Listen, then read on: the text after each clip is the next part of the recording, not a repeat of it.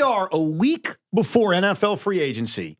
We have rumors that they could take a running back at 5, which I am praying to the football gods they do. Why? So it distracts it from the Jets? No, just to see your reaction. Oh, yeah, right. Sean's reaction, McMonagle's reaction. I just want that. And then you hear they're interested in Kenneth Walker. And even this clip I want to play for you in a few minutes from Jordan Ronan, who does a really good job covering the Giants, saying that he expects shocking moves this offseason. So all of a sudden, I think the Giants went from what could have been a very boring offseason to something unexpected and, dare I say, exciting. Well, you knew it wasn't going to be boring as soon as they hired John Harbaugh, and we saw all of the changes that were potentially going to happen. We're obviously the cosmetic changes of the coaching staff were obvious, but then you start getting, I don't know, they're redoing the dining room, the dining hall. They're shaking up the training staff. You got a new head trainer. Ronnie Barnes is being promoted and going to a VIP. He's not going to be as involved. You knew something was changing. Even the roster, though? Especially the roster. Anytime a new head coach comes in. Yeah. And this is, when you look back at the Dabes era, this was probably his biggest issue. And we brought this up before. But he kept the roster basically the same, and some exits here and there. But he thought he could win with what he had, and he kept trying to win with what he had, right, as opposed to just tearing it down and bringing in new guys. And so ultimately, you run into this wall where guys have lost so much that they're not incentivized to be great, and it falls apart.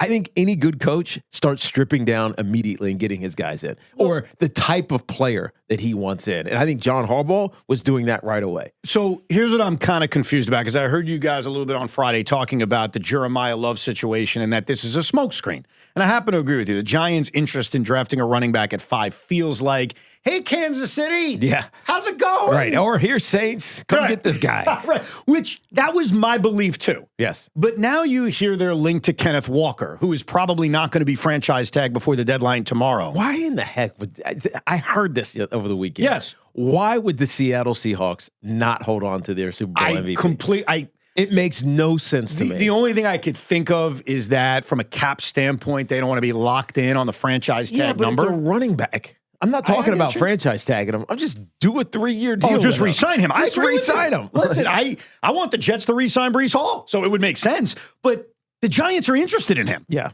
And if I would have told you 2 weeks ago with the running back room that they have that they're going to be interested in Kenneth Walker and sort of interested in Jeremiah Love, what would you have said about that? Well, I mean, is this all a smokescreen? Or is there something here like they want to change the room? It's not all a smokescreen, and it's not all about changing the room either. But I do think that if you don't establish yourself as a consistent force, as a player, right, as a guy that you can be counted on for 280 touches, 17 weeks out of the year, then there's some risk.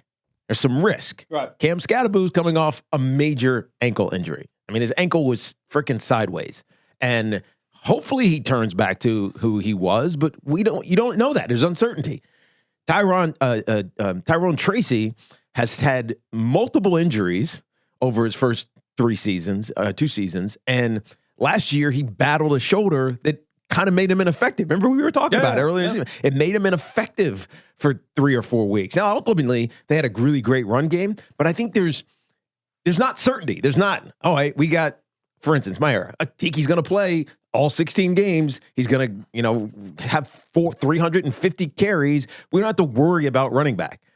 The Giants maybe in their minds are thinking, we might have to worry about this. Right. It's not as good as we or people it's think good because they're a top 5 rush offense. Right. But when you get into the details of it, it's like, all right, well, Cam Scatterboo's coming off a massive surgery on his ankle. Tyrone Tracy has had a couple of injury issues, and he's not really a running back. He's learning the scheme, and he's really good, but we don't know. And so I think they're looking for insurance. Devin Singletary is likely to be a cap casualty. Right. And so you could say, oh, well, Turbo Miller's there, right? Dante Miller, he give him a chance. He hadn't done anything. So I think it's a sneaky little void that the Giants are looking at. Well, now, is that worth the 5th overall pick in Jeremiah Love? Probably not. Is that worth an overpay in free agency for Kenneth Walker? Probably not. But the fact that they're talking about it means that one of these guys who's likely a bit piece in the draft is likely to become a New York Giant. Well, look, you hit on this because I've been giving this a lot of thought. Like, is this a smokescreen or is there reality to it? You mentioned the Giants were 5th and run the football last year. Right. Yeah, a lot of it came from the quarterback. Of course. So when we talk about that number. But hold on. Before we pause, before you go on. Go ahead. The Baltimore Ravens regularly rush for 3,000 yards. Mm-hmm. Yeah. 3,000. 2,100 is elite for a team. Yeah. The Ravens rush for 3,000 yards. Yeah. Why? Because they have a good running back and they have a quarterback who can run. They also have a great running back. Oh, great. Right. He's a Hall of Famer. He's first ballot. Right. Derrick Henry. But and Lamar Jackson, if he wins and does ultimately what he's continued to do, he could be a Hall of Famer as well. But my point is, like, if it's now become part of your run offense. Yeah. The quarterback. And if you don't have that, you're undercutting your ability to be effective run team. No, I completely agree with you. I think I can't penalize the running back room because the quarterback is part of it. I'm not penalizing them. Here's what I'm doing. I'm trying to be fair and look at this running back room and see Tyrone Tracy. You mentioned Devin Singletary may not be here, and Cam Scottaboo, who everybody fell in love with. And I start to ask myself, okay, how good is that? Like, how good is it? And then I start to think about something you and Sean said weeks ago about taking a running back early, because we were having that debate about drafting upon need or drafting upon best available player. And it takes a special circumstance to draft a running back that high. Yes. And I start He's got to be the best available player. He's got to be the best available player, and your team needs to be in a position where drafting that player takes you to the next level. Right. When the Giants did it with Saquon Barkley, they were in a weird spot. They had an aging quarterback. It was almost like they were trying to keep this era continuing, even though it was time to move on. I look at this Giant team right now, and I say to myself, they are kind of in this weird spot where drafting a running back isn't the craziest thing ever. No. Because Cam Scottaboo, we all love him, but honestly, what has he done? He's also coming off a major injury. Right. How good is Cam Scottaboo truly going to be? Besides the jerseys he sells, and besides the fans loving him, and he's rough, and he's mean, and I love his screamings and all that crap. Like, how good is he really? Tyrone Tracy's solid. Yeah. But if you could add a generational running back, and Jeremiah Love is described as that kind of player, the more I think about it, and it's not just to get you guys nuts, because I think everyone has Saquon. What's that phrase? HPCT, ACTT. What? When you do something and you're fearful of it, like, what's that called again? I have no idea what you're talking about. Like when you get hit and you're like afraid you're going to get hit again. What's that called? Come on. It's an acronym. Monday. Yeah. Or not OCD, but like. What's that called again? What? I can see. I can hear Summers on Friday. What? HTCT. Come on, Rosie. You're filling in for Sean. You're a smart guy. Like when you're fearful of something happening to you again, and come on. Oh, post-traumatic stress? Yeah, what's it called? PTSD. PTSD, thank you. It's like, okay, now we got it. Took you guys 60 seconds to get it. I know a lot of Giant fans have Saquon Barkley PTSD. Yes. In terms of taking a running back really high. But I think your circumstances today are far different than your circumstances in 2018. To me, it's going to depend on what happens next week. Next Monday, when Evan will be flying home trying to make our show in the morning, when free agency, the legal tampering period starts, we're going to find out what the Giants are going to do. And can they create some more cap space? Most likely. You're starting to already see some of these cap casualties. Bobby Okereke's one. I just mentioned Devin Singletary. So there could be some room here. But I think but they have $100 million next year. Right. And so creating a better team in free agency will dictate what I think they're going to do in the draft. Oh, yeah, because if they fill those needs in free agency, get whatever offensive lineman, a linebacker, whoever, you could see them saying, all right, we're kind of covered. Let's just go take the best player available. And that could be Jeremiah Love. And let's be honest. If you go look at the big board, there are 7 or 8 like first year guys that are going to play and be impact players right away. Right. In the NFL, in this NFL draft, based on what they did at the combine, based on their tape from college, Jeremiah Love is one of them. No doubt. And so it's hard to like look at him and say, yeah, we don't need him. Yeah, it's a weird thing where I will tell you as an IFO, I don't think it's the craziest thing ever, even though it sounded crazy maybe 2 weeks ago, to draft Jeremiah Love at 5. I can rationalize it. I don't love it, but I can rationalize. Yeah, as an IFO, I could tell you it's actually really smart. And then the benefit of it is not only do you make a smart move, but a lot of Giant fans would have meltdowns because of the PTSD they have with Saquon Barkley. Now we got the word. So, yeah, now I got it all flowing. So it's almost like a good thing. You know? You get the good of, hey, it makes your team better, and I am not a Giant hater. And then B, I get to see you guys freak out. But I heard something on one of my favorite Giant podcasts. I try to listen to Sean's. He does a very good job.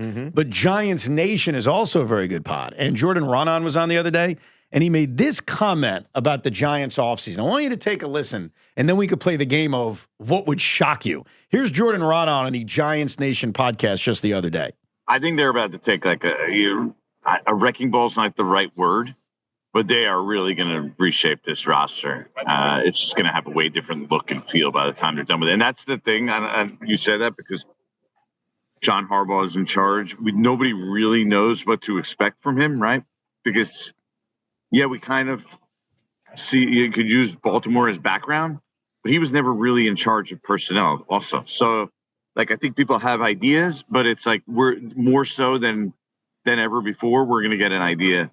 We're going to get probably shocked by some of the things that happen here. We're going to get shocked by some of the things that happen here. What would shock you, Only nothing, really. Nothing? You know what?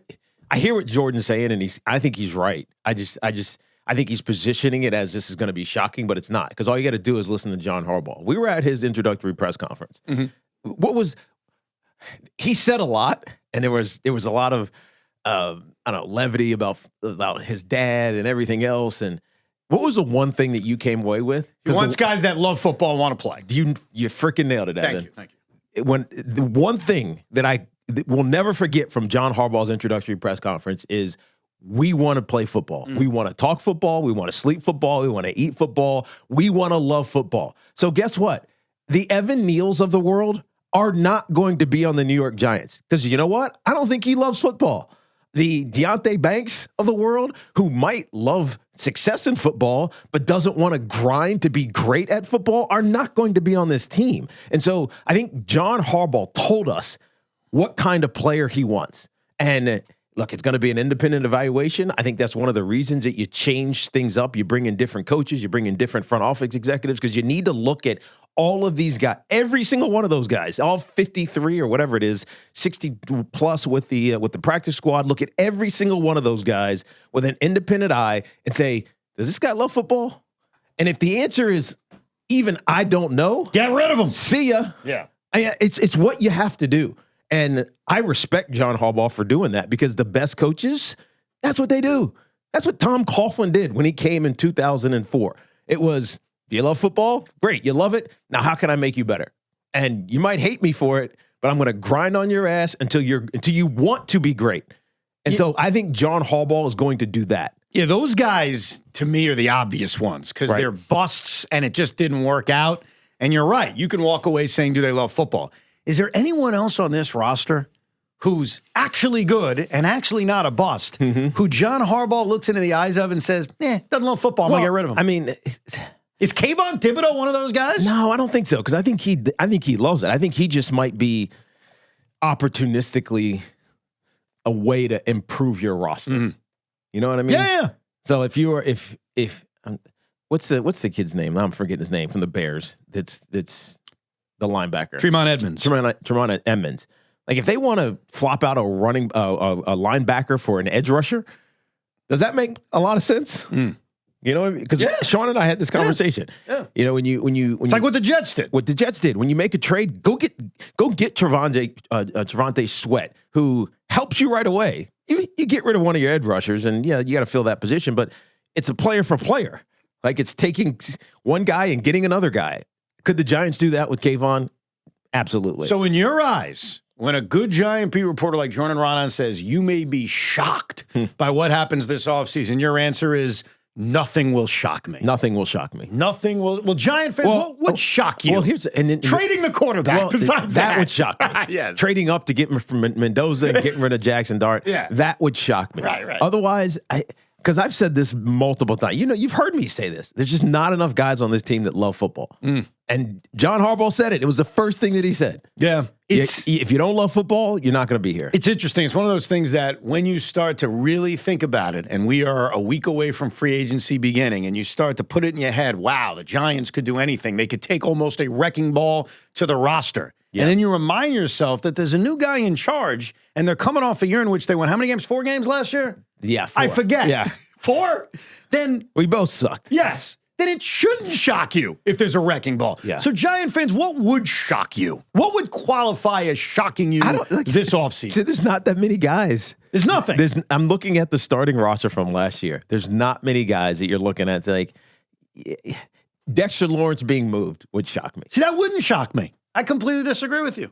Not that I expect it, but I wouldn't be stunned because... Okay, Brian Burns getting traded. Yes. Yeah, I think Brian... Like, if I had to put a ranking system of, okay, this will shock me. Yeah.